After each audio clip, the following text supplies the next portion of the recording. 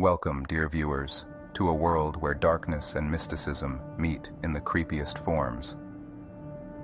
Here, in this abandoned corner of the internet, we will delve into the darkest corners of the human imagination. Prepare for awe-inspiring horror, as each of our stories is imbued with sinister secrets that lurk in the darkness of the night. Scary stories that remain beyond your imagination are waiting for you on our channel. Don't forget to turn on the lights, get comfortable, and hold on tight, because now we are going into the world of nightmares. Are you ready for it? Then welcome to our scary story. It began on the lonesome roads, always on the cusp of night. For 2 solid years, from the moment I turned 21, I had immersed myself in the life of an over-the-road trucker. The roar of the engine, the solitary beauty of the moonlit highways, the rhythm of tires on asphalt. It was a life I had grown to cherish. Most don't realize the importance of our trade. They only see the inconvenience of a lumbering truck blocking their fast lane. But behind the wheel, it was a dance of man and machine, delivering goods to places far and near, even if the audience wasn't always appreciative. But the road isn't just about freedom and the hum of an engine. It's filled with shadows and myths, tales whispered by the old-timers in dimly lit diners, stories passed down from one generation of truckers to the next. And at the heart of it all is the legend of the Greyhound. Regulations mandate that drivers like me stick to 11 hours behind the wheel with no more than 14 hours on duty. Go beyond, and you're tempting fate. The Greyhound is said to be a manifestation of fatigue, a chilling premonition of impending danger. Some legends tell of the creature as a protector, an ethereal guardian sent to wake a weary driver from his lethargy. Others believe it's a harbinger of doom. Whatever the case, my own encounter is a tale that still sends shivers down my spine. 6 months after I had first started trucking, I was driving through the wooded roads of Pennsylvania. Binghamton, New York was my destination, and the night's grip was tightening. Checking my dashboard clock, it wasn't yet late, only 10 p.m. 3 hours to go, and not a trace of fatigue in my bones. The road ahead twisted and turned, the surrounding forest a deep and inscrutable black. The sudden appearance of a greyhound, as if birthed by the very shadows themselves, took me by complete surprise. It darted into my path. A quick calculation. My truck's weight, its speed, the dog's position. There was no hope. In pure reflex, I slammed the brakes. A jarring thud reverberated through the cabin. 76,000 pounds at a crushing 50 miles per hour. No creature, mythical or real, would survive such an impact. The eerie silence that followed was deafening. As my rig grinded to a halt, I hesitated only for a moment before disembarking to assess the aftermath. But there was nothing. No crushed body, no spatter of blood. The road lay undisturbed, as though the dog had never existed. Determined to shed light on the mystery, I scoured the nearby woods with a flashlight. The darkness seemed to swallow my every step. After what felt like hours, I turned back, only to find the dog sitting silently by my truck. It stared deep into my soul, its eyes gleaming amber from the truck's sidelights. In a frantic move, I shone my flashlight upon it, but like mist before the morning sun, it dissipated. Intuition screamed at me to flee. I climbed back into my cab, locked the doors, and sped away. But for miles, in the periphery of my vision, the Greyhound remained. A silent sentinel, watching, waiting. The road is full of mysteries. Some are mere tales, but others are eerily real. In that darkness, the Greyhound seemed omnipresent, watching me from the corners of my vision, its eyes unblinking and unfathomable. It was neither malicious nor benign, but its very presence filled me with an unspeakable dread. The next miles were a testament to the unknown forces that lay hidden in the dark pockets of the world. As if toying with me, my truck's interior lights would dim and flicker like weak candles in a gust of wind. The headlights, my lifeline in the encompassing night, began to stutter erratically. Then, a new and alarming sensation, the gradual loss of air pressure from the brakes. Every trucker knows the consequences of air pressure dropping too low. It makes stopping nearly impossible, a death sentence on the winding roads of Pennsylvania. I pulled over when the low-pressure warning light blared its red alarm. I stepped out, flashlight in hand, searching for the cause. What I found was beyond explanation. Each of my airlines had been cleanly severed, looking as if they'd been bitten through. These were lines built to withstand enormous pressure, yet they were rendered useless as if they were made of paper. I quickly contacted dispatch, marking my location and indicating a severe breakdown. With emergency reflective triangles in place, I settled in for what promised to be a long, unsettling wait. Time stretched. The silence, punctuated only by the distant calls of night creatures, grew oppressive. Just when the solitude was becoming unbearable, the distant drone of another 18-wheeler echoed through the trees. I quickly tuned my CB radio to the universal channel, warning the approaching truck of my position on the narrow shoulder. He acknowledged, but to my disbelief, roared past at a speed that sent shivers down my spine. In the distance, I saw his taillights swerve violently. A cacophony of breaking metal and the tortured scream of rubber against asphalt followed. I rushed to the scene. The aftermath was a tableau of devastation. The truck had collided with a massive pine, its windshield pierced by a thick branch. With adrenaline pumping through my veins, I pulled open the driver's door. The branch had impaled the driver, stemming the flow of blood but leaving him in a terrible state. His breathing was ragged, his consciousness fading. Desperation guiding my actions, I called for emergency assistance, relaying the gravity of the situation. EMS and state police responded with the urgency the situation demanded. It took saws and strength to free him from the mangled wreckage. As they worked, the driver's eyes fluttered open. His words, though, were not of pain or confusion. Tearfully, he whispered, "Did I hit her? That poor girl." His words filled the night with an even deeper sense of mystery. There were no homes for miles. Who was this girl he spoke of? As the ambulance whisked him away, the state police took my statement. My truck's savior arrived shortly after, a seasoned tow truck driver with wisdom etched on his face. Inspecting the bizarre damage, he spoke softly. "You saw the Greyhound, didn't you?" I nodded, my mind still trying to process the night's events. He looked deep into my eyes. "It saved you. Remember that." The journey to the dealership was silent, my thoughts heavy. That was the last time the Greyhound graced my path, yet its memory remains as vivid as ever. Its purpose and intent are still enigmatic. All I know is, it intervened on that fateful night. If, in your own journeys, you encounter this mysterious creature, heed its silent warning. I have other tales from the road, stories of shadows and unexplained phenomena. If the world wishes to hear, I'll gladly share. But for now, the Greyhound stands as the sentinel of my memories, an enigma wrapped in the dark cloak of night. Following that disconcerting encounter with the Greyhound, I endeavored to make sense of the things that lurked in the obscurity of the night. You see, I took to researching, only to discover that the area in which the incident took place was bereft of family homes or children, deepening the enigma that ensnared my thoughts. Fast forward 3 months to another inexplicable event, set amidst the flat plains of Iowa. It was late, close to 10 p.m., and I was weaving my truck through the scarcely traveled routes. I was meticulously evading interstates and major U.S. routes, largely because the trailer I towed lacked sliding tandems. Consequently, I risked being overweight, a misstep that could lead to exorbitant fines and tarnish my professional record, especially if I was compelled to stop at a way station. For those unfamiliar with Iowa, this state, though primarily flat, boasts the remarkable Iowa 80, the largest truck stop in the world. I had briefly halted there earlier, taking in the sights of the Truckers Museum and stocking up on essentials. Once back on the road, I was cautious, steering clear of low-clearance bridges. An encounter with such an obstruction could leave my trailer torn open, much like a savagely opened tin can. Navigating through a particularly desolate stretch, roughly 30 miles from civilization, the CB radio emitted bursts of distorted static, usually an indication of someone speaking from afar. Attempting to establish contact proved fruitless. As I drove on, an old-looking underpass lay ahead, absent any clearance height indicators.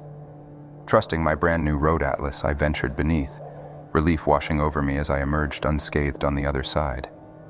But that tranquility was shattered when, upon glancing in the rearview mirror, the bridge seemed to vanish into thin air. The already eerie night took on a surreal edge. The world around transformed, the once familiar sights replaced by an endless stretch of road and vast barren fields. The CB's static gave way to haunting tunes from bygone eras, loud and jarring.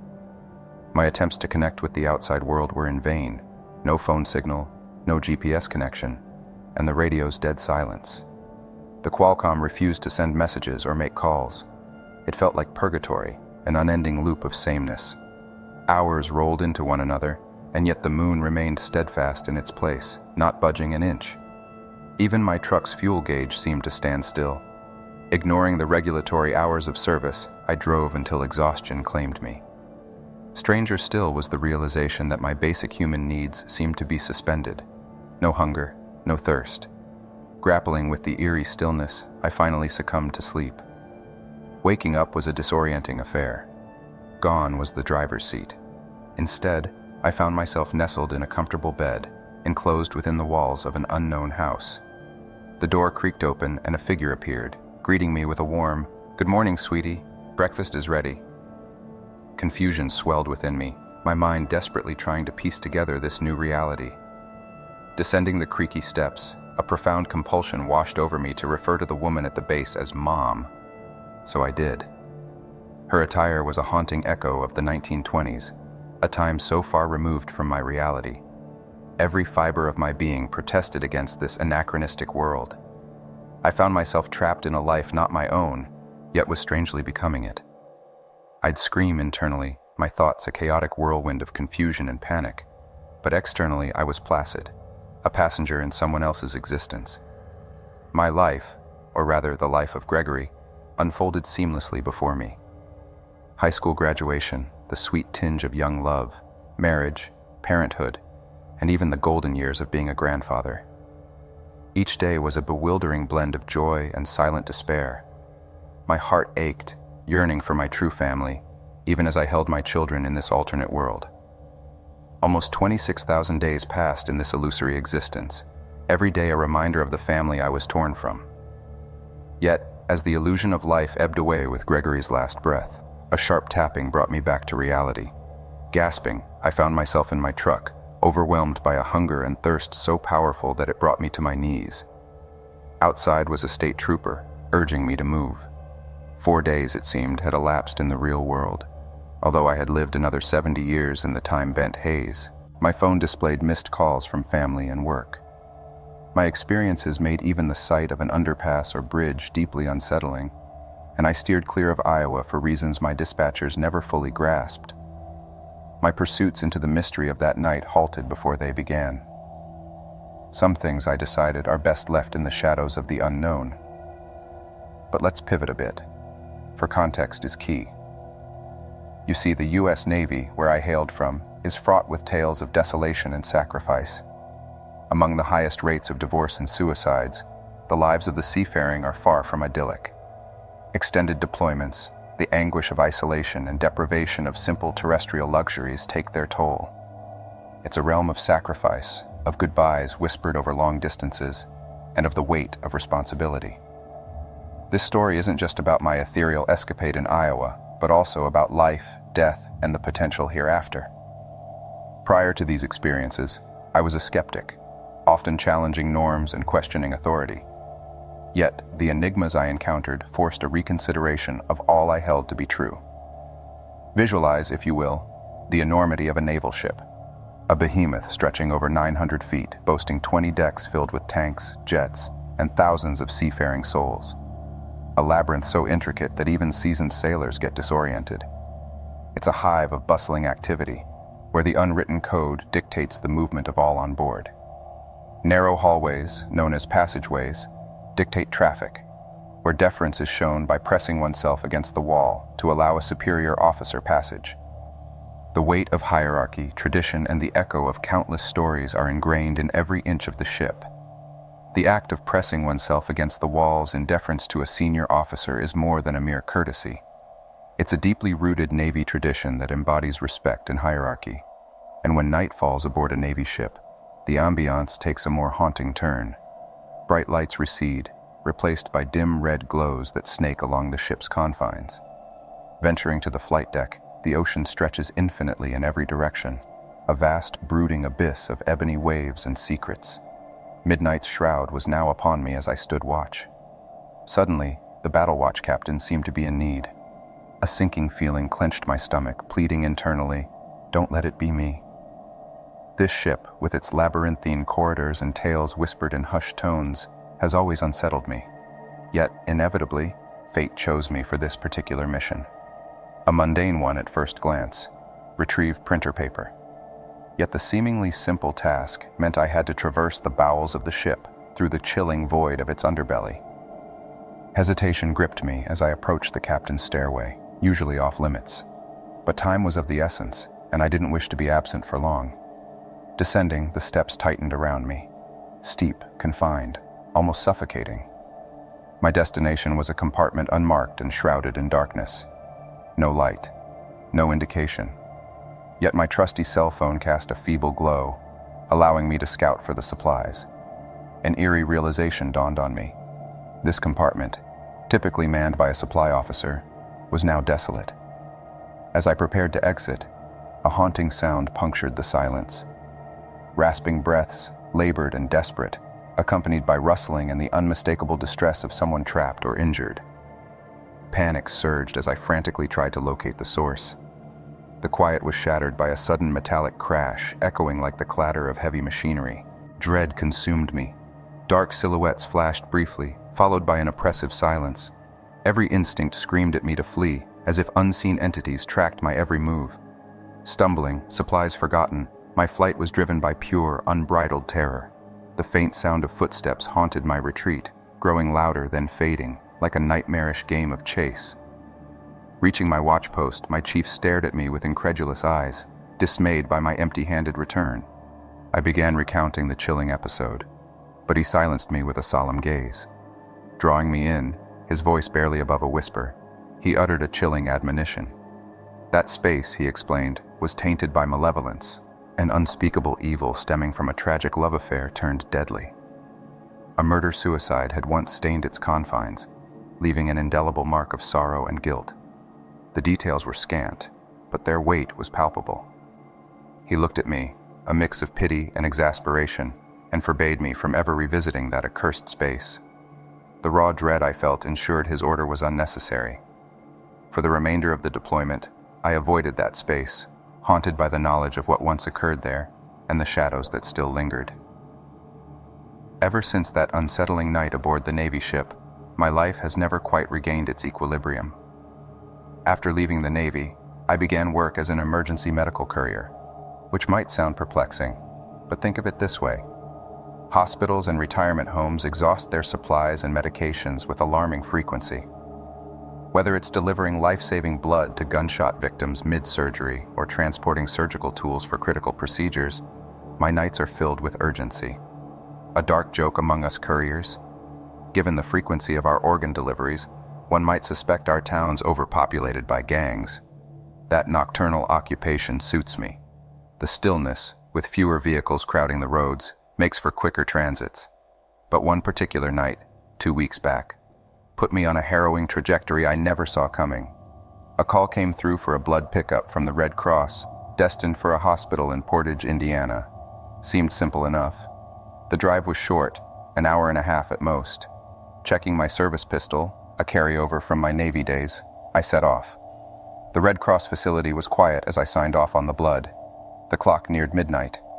Country roads of Indiana are notoriously unlit, making them an abyss of inky blackness. This particular night, the skies added to the obscurity, drizzling down rain which smeared the windshield, distorting the view ahead. Cruise control on, soft tunes playing, everything felt oddly tranquil. And then, out of nowhere, the glaring eyes of 2 deer froze me. My car skidded across the wet tarmac, colliding brutally with the animals. The next few minutes were a blur of distress calls, reports, and cursing my damaged livelihood. Stranded in the frosty countryside, I waited for assistance, checking on the blood which held someone's fate. In the frosty 20-degree weather, my destroyed car's heater felt almost sarcastic in its uselessness. Repairs, though arduous, became my primary mission. Days blended into nights, all spent reviving my vehicle in the relentless cold. With grit and persistence, I managed to coax life back into it. Back on the job, I could once again support my young son, the drive behind all my efforts. One exhausting weekend, after 14 hours on the road, I collapsed into bed, craving sleep's embrace. The house was bustling as my wife, with our lease ending, tackled last-minute tasks. Just as sleep took me, I was jolted awake by a massive weight on my chest. My heart raced as I tried to discern the intruder through groggy eyes. The source of the commotion? My husky Wilmer. But his frantic barking and the choking black smoke clouding my vision signaled a more sinister realization. In the heart of that suffocating blackness, my phone's flashlight felt pitiful, its beam disappearing like a drop of ink in an ocean. Clad in only a t-shirt and shorts, my protective instinct compelled me to shepherd Wilmer toward safety. Every breath was a desperate gasp, each one drawing in the acrid smoke which seemed to emanate from a place deeper and darker than any house fire. Stumbling outside, my first instinct was to call for help, the numbers 911 almost automatically dialing themselves. I fell to my knees, coughing violently, feeling my lungs revolt against the recent onslaught. But amid the chaos, a sudden memory surged. Our little 5-pound terrier was still trapped inside. Against the operator's frantic pleas, the pull to save another family member was irresistible. Opening the old, rusted door of my Dodge Dakota, Wilmer, sensing danger, leapt into the driver's seat as though prepared to helm a rescue mission himself. But the weight of responsibility was mine. Armed only with my meager phone light, I plunged back into the furnace. The roar of flames seemed to mock my efforts, emanating from the bowels of the house below. Every call for our terrier, Hunter, seemed to be swallowed by the cacophony. And then, a soft brush against my leg. Salvation. Clutching him tight, we dashed out just as the inferno hungrily consumed the spaces we'd been moments ago. As the scene unfolded in its dreadful tableau, my wife and children returned, their faces twisting in horror at the sight of our home ablaze. Slumping to the ground, everything became a blur. Firemen, their silhouette monstrous against the fire's glow, bustling to and fro, their hoses unleashing torrents upon the conflagration. But I wasn't merely a spectator. My body revolted, my consciousness ebbing. Briefly, I was aware of strong hands lifting me, of the frantic rhythms of CPR, of the stifling mask pressed to my face, forcing life back into my lungs. Later, as I groggily awoke in the ambulance, questions flew at me, their words like darts piercing through the haze. Despite their urgency, my thoughts lay with my family, homeless, cold, and hungry. I learned that our dryer, mysteriously, had become the heart of this disaster, even though the circumstances made little sense. The plug was unscathed, the lint tray empty. The ensuing investigation would reveal no recalls on our dryer's model, deepening the mystery further. Days passed in a haze of soot and smoke as I sorted through the wreckage. Blessedly, our renter's insurance provided a buffer against total despair, ensuring a roof over our heads. The fire investigator's revelation hit me like a ton of bricks. Had Wilmer not raised the alarm when he did, I'd have perished in the smoke. Two things became my pillars of gratitude: our renter's insurance and my brave husky. Bestowing Wilmer with treats felt like a paltry reward for saving my life. Sleep remained elusive, a cruel irony when all this started from a mere desire to rest before work. Every night since the fire, sleep is no longer a sanctuary, but a haunted playground of my fears. Every creak, every shift of shadow sends my heart pounding, but I was no stranger to fear, or the strength needed to face it head-on. As a veteran of the United States Navy, I'd encountered everything from the desolation of desert landscapes to the suffocating thickness of the forest. I was trained for combat, for survival, for anticipating the unexpected. All this honed my instincts, preparing me for the fight, but none of it prepared me for the battle within my own mind.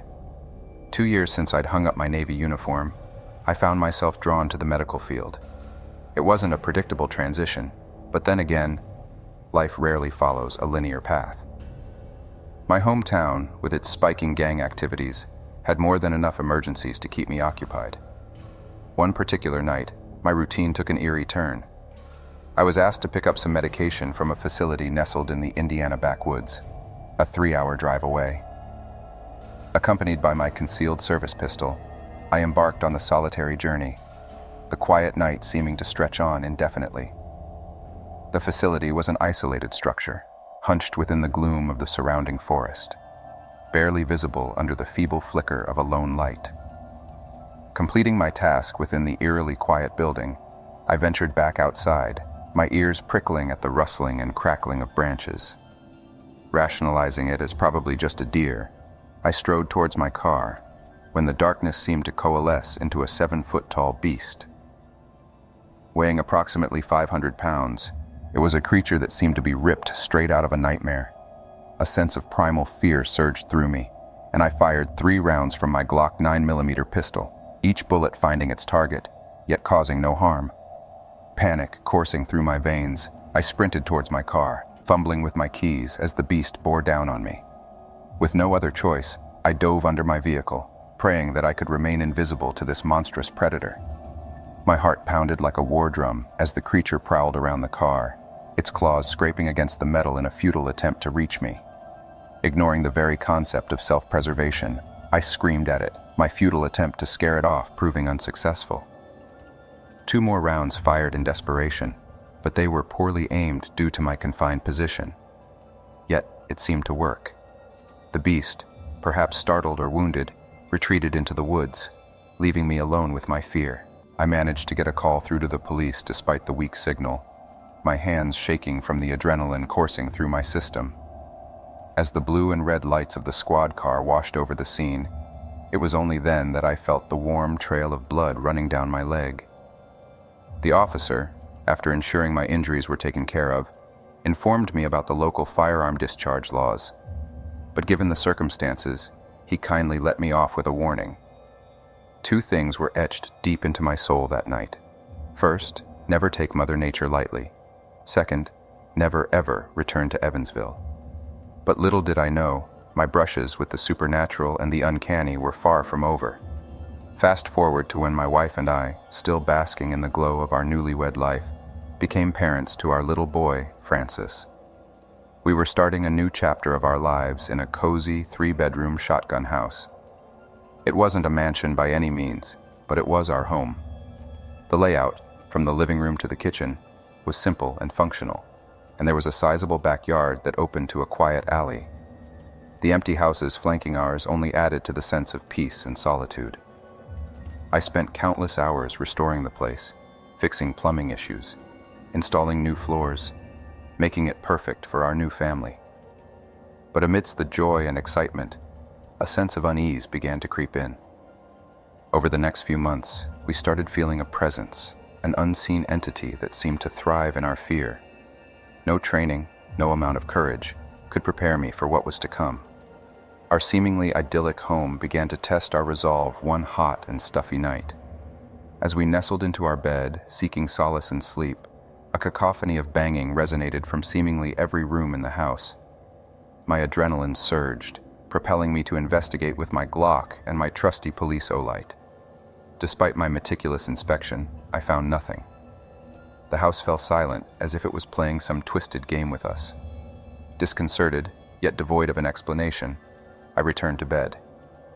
The loud disruptions soon became a recurring nightmare, violent slams reverberating from every wall, creating an auditory chaos that seemed to defy the laws of physics. With each occurrence, my search inside and out yielded nothing. My wife, her fear reaching its peak, resolved to call the police at the next instance. And as if on cue, it happened again. The sight of the police officers, their guns at the ready, their flashlights piercing the darkness, created a surreal tableau that I couldn't have imagined being a part of. Accompanying them, I participated in an exhaustive search of the property, but it was as futile as all my previous attempts. The idea of a draft causing such a havoc seemed laughably inadequate.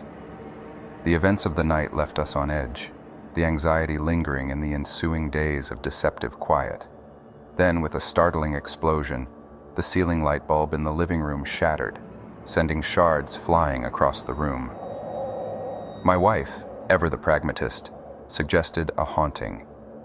To be fair, considering the inexplicable happenings, it was becoming harder to dismiss her theory. Our nerves frayed, we attempted to return to some semblance of normality. After a long night at work, I returned home to the comforting lull of the rain. It was around 3 a.m., the witching hour. Cradling my son, changing his diaper, and preparing his feed was a routine act of love that helped ground me amidst the escalating strangeness. But the night had other plans. My wife, her face pale, whispered that she heard someone outside. No sooner had I begun to question her, a loud crash echoed from the living room. Handing the baby over to her, I sprinted towards the noise, my Glock clenched in my hand. What I encountered froze me in my tracks. The living room was a scene of chaotic intrusion. Shattered glass littered the floor, and an unidentified object lay ominously in the center. And at the broken window was a man, drenched and shadowed, his gaze locking with mine. In that moment, I wasn't a tough, fearless hero. I was a father and a husband, pushed into a corner, ready to protect his family. The stranger, barely reacting to my threat, mumbled incoherently. He was intoxicated, but that didn't lessen the danger he posed. As my wife relayed the situation to the police dispatcher, the tension was unbearable. Each second that ticked by was a test of my resolve, my adrenaline heightening my senses to almost superhuman levels. Finally, the police arrived. They apprehended the intruder, who turned out to be a wanted man, no stranger to lawlessness. In the aftermath, the officers commended my restraint, admitting that they would have shot the man themselves. The event served as a stark reminder of my military training and the power it held over life and death. The rest of the night was a blur of relief and exhaustion. As I shared these stories with my son, I couldn't help but laugh at the absurdity of it all. The experiences we had in that house ranged from bizarre to terrifying, and yet they were part of our story, our life. And who's to say what is just a story, or what goes bump in the night? After all, life is a collection of short stories, sometimes scary, sometimes exhilarating, but all ultimately leading us to where we need to be.